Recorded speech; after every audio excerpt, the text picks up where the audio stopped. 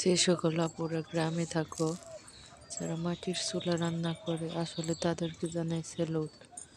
আসসালামু আলাইকুম, welcome to my channel. আশা করি আপনারা সবাই ভালো আছেন। আমরা আল্লাহর অশেষ রহমতে ভালো আছি।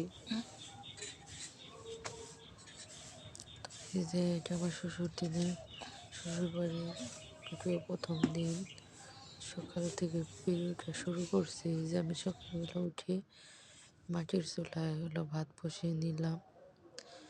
ভাত বসিয়ে দিয়েছি, আসলে গ্যাসও আছে, কিন্তু আমার শাশুড়ি মাটির চুলায় রান্না করে। আমি আগুন ধরিয়ে তখন দিয়েছি। কি করার আগুন আমিও ধরিয়ে দিয়ে করলাম। তারপর ভাত বসিয়ে নিব। আসলে আমি পারি না, তারপরেও করতে হবে, কিছুই করার নেই। আসলে খুবই কষ্ট। আর প্লিজ আমার আর আমি ভিডিওটি এটা ভালো ভালোভাবে লাগলে পারি না, অবশ্যই লাইক বারবার কমেন্ট করে আগুন করবেন বন্ধ হয়ে যাচ্ছিল। এবং আমার চ্যানেলটি এই যে সাবস্ক্রাইব করে এখানে আমার নুডলস পাশে গুলো আমি থাকবেন। তৈরি করে নিচ্ছি। আমি অল্প অল্প করে ভিডিও করছি, আসলে আনইজি এই লাগে যে হঠাৎ ভালো করে করে আমি ভিডিও আগুন করতে। ধরিয়ে দেব। এই যে আমি ভাত রান্না করে নেব।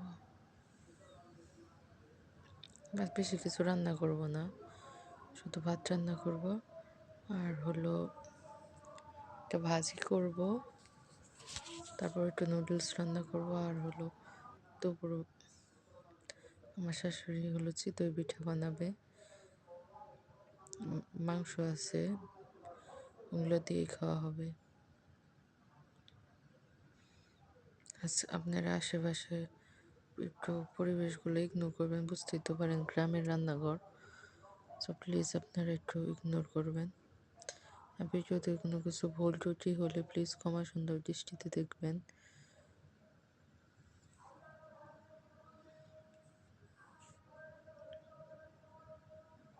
আর কে কে এরকম করে মাটির চুলায় রান্না করেন অবশ্যই কমেন্ট করে বলবেন।